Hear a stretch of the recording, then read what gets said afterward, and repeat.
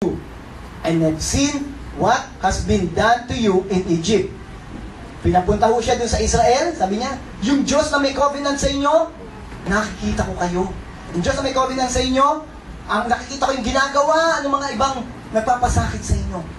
At sa verse 17 to 18, makita natin dito yung promise ng Panginoon. And I had promised to bring you up out of your misery where? In Egypt, into the land of the Canaanites, Hittites, Amorites, Perizzites, Hivites, and Jebusites. Ano po itong lugar na ito? Land flowing with milk and honey. Amen? Nagfo-flow po yung milk at honey. Ay masaganang buhay ito. The elders of Israel will listen to you. Then you and the elders are to go to the king of Egypt and say to him, the Lord, the God of the what? Hebrew, change that. The God of Ipe, the God of Chito, the God of Ike, has met with us. Let us take a 3-day journey into the desert to offer sacrifices to the Lord. The Lord did not hide. Ito maganda sa verse 19. Sabi ng Lord, pero merong konting aberya. Sabi ni Lord, ano yung aberya? But I know that the king of Egypt will not let you go unless a mighty hand compels him. Alam naman po natin sa mga ginagawa sa atin ng Panginoon, di po ba? Minsan, sometimes, meron tayong hindi maintindihan ng mga sitwasyon. Ito, pinakita sa kanila. Yung Israel, hindi siya magiging, yung king of Egypt, or Pharaoh, hindi magiging easy ito. May gagawin itong paraan. Pero sabi niya rito, verse 20, maganda ho rito, sinabi sa kanya, may mga sitwasyon na hindi mangyayari maganda, kasi gusto natin, di ba pag merong nangyayari sa atin, maganda lahat, at lalo na ipabor sa atin. Sometimes, nasa Panginoon tayo, may ginagawa sa atin ng Panginoon, at minsan hindi natin nakita na behind sa mga pangyayari yon, may purpose pala si Lord. Tayo naman, tingin natin, ba't ano ito naman? Iniwanan niya yata ako ni Lord. Nag-born again pa naman ako. Maraming ganyan. Kailan ako nag-born again, tsaka ako na ganito. Amen. Huwag kung sana marinig sa inyo, alam ng Lord ang purpose niya sa iyo. Kaya nga po, nire-reveal sa atin ng Panginoon, sa lahat ng sitwasyon, may ginagawa siya. Minsan hindi maganda yung sitwasyon na nangyayari sa atin, at ito'y kung kalooban ng Panginoon, may ginagawa siyang maganda bagay, may tinuturo sa iyo, o may inaayos siyang para mas maganda sa iyo. Sa bagay na ito, may inaayos na mas maganda ang Panginoon. Hindi lang 3 days trip ang gusto ng Panginoon sa kanila. Di ba remember? Sa binasa natin kanina, 3 days lang. No? 2 days and 3 nights lang kami magre-recreation, worship sa Lord. Hindi ng purpose ni Lord. Amen? Tingnan natin sa verse 20, so I will stretch out my hand. Ano po yung gagawin ng Panginoon? Stretch out my hand. Kuya Ron, kanina sinabi niya, when we seek the face of the Lord, we seek His glory. When we seek the hands of the Lord, we seek His help. Sabi natin help. Kaya itong oras na ito, they seek the help of the Lord. So the Lord stretch out His mighty hand and strike the Egyptians with all the wonders that I will perform among them. After that, I praise God dun sa word na after that. Sabi natin, praise the Lord. Praise the Lord. After that, ang mga pangyayari, medyo maging hindi maganda kagad, pero ang Lord lagi may after that. Hindi siya nagtutuldok doon. May gusto siyang gawin. He will let you go. At ito po yung mga pictures ng plague na nangyari sa kanila dahil ayaw nila pakawalan ng Israel. Amen? May Lisa. Amen? Nagkalisa lahat ng taga-Israel. Namatay yung kanilang mga hayop. Abay, ang dami pong mga langaw. Di ba agad kayo sa langaw? Doon ho talagang laksang langaw. Ano pa ho? Ay nagdilim. Ay nagka-pigsa, boils. Hail, bumabagsak yung mga bato sa na may nagliliyab. Palaka, locust. At unang-unang ginawa, yung rivers turn to blood. At yung last po, is yung death of the eldest son. Amen? Ang makita mo natin dito, sa mga bagay na ito, nasabi ko sa Biblia, hindi po nangyari to dun sa Goshen. Nangyari lang to dun sa city proper ng Egypt. Pero sa Goshen, hindi na na-experience. Kasi po, ang tinuturuan ng Panginoon itong mga Egyptian na ito. At may pinapakita yung glory ng ating Panginoon. And in verse 21, tuloy po natin yung verse 21 ng chapter 3, no? And 22, sabi rito, and I will make the Egyptians favorably disposed toward these people, so that when you leave, you will not go empty 100. So itong mga Israel na to, sabi niya, itong mga Egyptian na ito, bibigay nito lahat. Para paglabas ninyo, lahat ng pangangailangan nyo ron, galing sa kanila bibigay sa inyo. Verse 22, every woman is to ask her neighbor and any woman living in her house for articles of silver, gold, and for clothing, which you will put on your sons and daughters. And so, you will plunder the Egyptians. Sabi nga ito mangyayari. Ito po, nire-reveal po ito kay Moses. Ito ang gagawin ko. Makita mo natin dito, we have a great giver. Na yung iniisip na yung paglabas nila, yung kanilang yung pupuntahan nila, iniisip na ito yung provision. Ahead po ang Panginoon. Kapatid ko, hindi mo alam, paano na kaya itong mangyayari sa akin, itong susunod na buwan, susunod na taon, sa mga 10 taon. Kita mo natin yung Diyos natin dito, hindi pa ho sila lumalabas sa Egypt. Hindi pa nangyayari yun. Makita mo natin, ito na ang plano nila. Manggagaling ang resources na yan doon sa mga nagpaparusa sa kanila. At ang fulfillment nito makita natin sa chapter 11. Verse 1 to 3. Fast track po tayo, review. Then the Lord said to Moses, yet will I bring one plague more on Pharaoh and on Egypt. Afterwards, he will let you go. When he let you go from here, he will thrust you out altogether. Verse 2, speak now in the hearing of the people, and let every man solicit and ask his neighbor, and every woman of her neighbor, jewels of silver and jewels of gold. And the Lord, the Lord what? Gave the people favor in the sight of the Egyptians. Na-experience yun ang favor na yan. Sa paligid ninyo, na-experience yung favor. Saan ka bang pumunta? Amen? Sa kapitbahay mo, sa trabaho, sa eskwela, saan man yung favor ng Lord na yan, iba yung tingin nila. Actually, hindi dahil sa iyo yun. Although mabait ka, at talagang nakakatulong ka sa community, pero unang-una, ang Diyos ang gumagawa. Dahil po sa bagay na ito, yung plano niya, alam ko, itong Israel na ito, maraming pangangailangan na ito pag lumabas na rito sa Egypt, kaya magpo-provide ako para sa kanila. At ito na yung nangyayari. And the Lord gave the people favor in the sight of the Egyptian. Grace. Wala silang ginawa yung favor. Galit na galit nga ako sa kanila nung una eh. But when the Lord turned it around, turn around specially sa Panginoon, nung binaliktad ng Panginoon yan, yung favor ay nasa kanila na. Sabi natin, favor. Another word for favor is grace. Gift. Why? Because we have a great giver, our great God. Moreover, the man Moses was exceedingly great in the land of Egypt, in the sight of Pharaoh's servant and the people. And next, we'll talk about the last plague. This last plague, ito po yung nag-trigger talagang palabasin sila. The last plague is the death of the firstborn. The great giver brought deliverance to the nation of Israel through the blood stained on the doorpost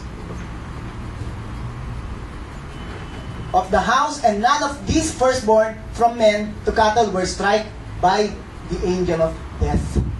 Exodus 12, 22 to 23. So ilang chapters po tayo. Andito na tayo sa 11 from chapter 2. Kasi binibilisan natin. Tinitingnan lang natin dito yung great giver. Nandun talaga sila sa buhay ng Israel. Nung sila'y tumawag sa Panginoon, ready kagad magbigay ang Panginoon.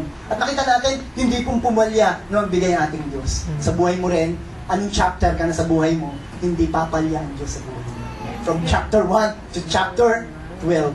At hanggang sa huli ng Exodus at huli ng Biblia, hindi po pumapalya yung great giver natin. Palakpakan natin ng Panginoon. Verse 22. Sabi ni the Lord, drain each lamb's blood into a basin. Then take a cluster of hyssop branches and dip it into the lamb's blood. Strike the hyssop against the top, against the side, and stain it with the blood. And remember, no one is allowed to leave the house until morning. For the Lord will pass through the land and strike down the Egyptians. But when he sees, take note, when he sees the blood on the top and side of the door frame, the Lord will pass over. Sabi natin, pass over. Pass over. Pass over your home. He will not permit the destroyer to enter and strike down your firstborn.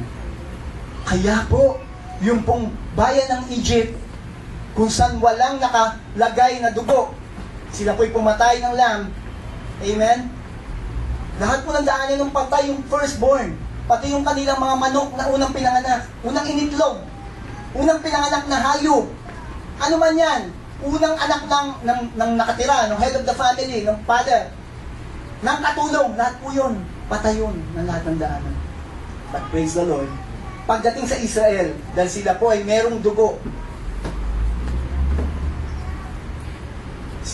nagpa-pass over po yung bayan, yung destroyer, the angel of death.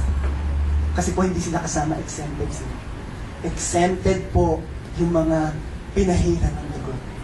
Amen? At wala pong magagawa ang destroyer sa pinahiran. May experience ng mga pinahiran ng dugo, receiver po tayo. Amen? At tayo po yung mga pinahiran ng dugo, makita natin mamaya, unahan ko lang po. Tingnan natin, 12, 28, and 30, ito po na actual happening. So the people of Israel did just as the Lord had commanded through Moses and Aaron. And at midnight, what they did? Ano po? At midnight, what they did? Dito ho, before we go 29, sa 28 ho, ginawa nga nila yung pinagagawa. Lagyan ng blood through hyssop, hinampas po. Sa 29, and at midnight, the Lord killed at all the firstborn son in the land of Egypt, from the first son of Pharaoh, who sat on the throne, to the first son of the captive in the dungeon. Pati po sa kulungan, yung pinakamababa ng tao. Lahat po yun dinahanan. Even the firstborn of their livestock were killed. Verse 30, Pharaoh and his officials and all the people of Egypt woke up during the night. And loud wailing was heard throughout the land of Egypt. Siguro napipicture nyo yan. Amen, 10 Commandments. Iyakan po. May namatay lang, di po ba? Namatay lang aso nyo kung umiyak na kayo, di ba? Eh yun po, ang mga anak. At lahat namatay na yung kasama nila. Hindi lang po isa to namamatay sa isang bahay. Kung may katulong yun, dalawa patay. At kung marami pa ho, apo, firstborn din ng anak niyo yun. Lahat po yun. Kaya malaki, matindi pong iyakan to. And loud wailing was heard throughout the land of Egypt. There was not a single house where someone had not died. In the land of Egypt. In the people of Egypt. Hindi ka people of Egypt. Sabi sa kanya, hindi ka taga-Egypt. Amen. Verse 31 to 37, the result of what the Lord did for the Israelites. Pharaoh sent for Moses and Aaron during night. Leave us, he cried. Go away, all of you. Sino na papalis? Tapos si Pharaoh, go and serve the Lord as you have requested. Hindi lang 3 days. Go na, go. Take your flock and herds and be gone. Go, but give me a blessing as you live. All the Egyptians urged the people of Israel to get out of the land as quickly as possible. For they thought, we will all die. Amen? Marami pong negative yan pag dinaanan natin. Next week, pag-usapan pa tayo, may sinasabi silang positive sa Israel, pero negative ang dating sa kanila. Verse, tuloy po natin 34. The Israelites took with them their bread dough made without yeast. They wrapped their kneading bowls in their spare clothing and carried them on their shoulders. And the people of Israel did as Moses had instructed and asked the Egyptian for clothing and articles of silver and gold. The result, tunumbaho natin, verse 36 and 37. The Lord caused the Egyptians. Ito na ho. Pastor Libre, bakit pinaulit na naman yan? Kapag paulit-ulit po, katotohanan yun. Amen? Amen, everyone in church, mahalaga. Importante. Importante sa Lord to. The Lord caused the Egyptians to look favorably on the Israelites. And they gave the Israelites whatever they asked for. Uy, Miss Pero, ang ganda naman ng hikaw mo. Gusto mo? Bigyan naman sila ng bigay. Wala nang bigay. Ang ganda, yun ang gusto ko. Wala nang bigay. Bigay nila. Umalis na lang sila. So, sabi dito, whatever they asked for, so like a victorious army, they plundered the Egyptian. Nakipag-away po ba sila? May army ba sila nakipag-espadak? Wala nga silang champion, wala nga. Ang hawak nila kalaykay. Amen? Pandakot at walis. Kasi puro sila katulong. Wala ko silang kakayanang lumaban. Pero sabi ko rito, like victorious army, they plundered the Egyptian. Kanino nang galing ang victory? Sa Panginoon. Christian, kinakausap kita, ikaw yun. Amen? Wala kang gagawin, wala kang ginagawa. Siya nagpapanalo sa iyo. That night, the people of Israel left. Verse 37. Ramses and started to Succoth. There were about 600,000 men. From 70, ngayon 600 men. 70 na mga lalaki, nung pumunta po sila, Jacob, papunta ho doon kay Joseph, 400 years ago, before to, ngayon 600,000 men. Eh, may isa-asawa yung men na yon. 1.2 million. May anak pa, 1.8. Eh kung dalawa pa yun na, bagay natin 2 million. 2 million plus all the women and children, and they were all traveling on foot. 2 million po yung lumabas doon. Look, makita mo natin dito. The Lord gave them victory. Like victorious army. Bakit po? Galing sa Panginoon. Ito natin dito, makita natin sa buhay ng bansang Israel. Nung panahon na ito, hindi pong nagmintis ang Panginoon. Chapter 12, 1 to 12. Next week, we'll talk about 13 padiretso. Hindi mo magmimintis ang Diyos. Ang isang key, are you with me, church? Ang key, call for help. If you have a need, call to the Lord. Huwag ka nang tumawag. Pwede silang mag-demand sa pero eh. Pero huwag naman kami pahirapan. Pero wala akong silang magawa. Wala ang pabor ng pero sa kanilang bagay na yon. Pero ang Diyos lagi nakapabor sa iyo. Amen? Kung hindi favorable ang paligid mo, ang Diyos favor na favor sa iyo. Amen? At kaya niyang ayusin yung paligid na yan na maging favorable sa iyo. Ang key, lumapit ka sa Panginoon. Believe in Him. Ask Him. Like yung sa Passover na nangyari, gawin mo rin sa buhay mo. Bakit po? Itong victory na ito natanggap nila sa Passover, natanggap na rin natin 2,000 years ago. 2,000 years ago, Passover din, meron ding dugong hinampas. At ikaw yung nasa loob. At hindi nagdaan sa iyo mga process na ito. Itong mga kamatayan ito, sakit na ito. Sabi nga sa Biblia, you pass from death to life. Tingnan po natin. Sabi rito sa verse natin babasahin. My great giver gave me the same victory through Passover. Balik po tayo kay Jesus, balik po natin kay Lord Lee. Focus po tayo sa Panginoong Jesus. Balikan ko po yan. Kita niyo po ito.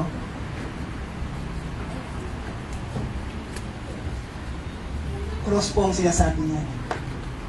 Sa Old Testament, sa Exodus pa lang, pinipicture na ng Panginoon, ng ating Amang nasa langit, yung great giver, that He will send His greatest gift. Na hindi ito, it's just a representative, yung tunay na Lamb of God that was slain ay nangyari 2,000 years ago. This is just a symbol. Pero yung symbol na ito, marami pong hindi napahamak. Lalo na ho ngayon to, ito po yung original. Ito po yung totoo, ang Panginoong Jesus. Just like the cross, may hisop din po, tinuro sa atin Sister Abby sa 7 last word, meron din ginamit na hisop, na pinakita ron, just like yung hisap na yon, anuman yung dahon na yon, yun din po pinangampas dito, representing the Lord Jesus Christ. At itong Passover na ito, nangyari sa iyo. At nung Passover, doon namatay ang Panginoong Jesus. Sabi dito, when Jesus had finished teaching, He told His disciples, you know that 2 days from now will be what? Will be what? Passover. That is when the Son of Man will be handed over to His enemies and nailed to the cross. Kaya sinasabi mo, yung Passover, nangyari yan 2,000 years ago. The last Passover. Amen. At yung sumunod sa mga last Passover na yan, is what we do is the communion. Amen. Na every first Sunday of the month, we do communion. Remembering what Christ did and giving thanks to the Lord Jesus Christ. Ito pa sabi ni St. Paul sa 1 Corinthians 5:7. Sabi rito, get rid of the old yeast that you may be a new batch without yeast, as you really are. Ano ka raw? You are a new batch without yeast. That's who you are. You are not the old yeast. You are the new batch without yeast. For Christ, our what? Passover has been sacrificed. Anong position mo? You're cleansed. You're forgiven. You're righteous. Yung po sinasabi niya, you are new creation. Why? Because Christ, our Passover, has been sacrificed. The Passover lamb, Jesus gave us the same victory. No po? Ay na-experience po ng Israel, na-experience din po natin ngayon. Let's continue. Sa Colossians 2:13-15, po sinabi, you were dead because of your sins. And because your sinful nature was not yet cut away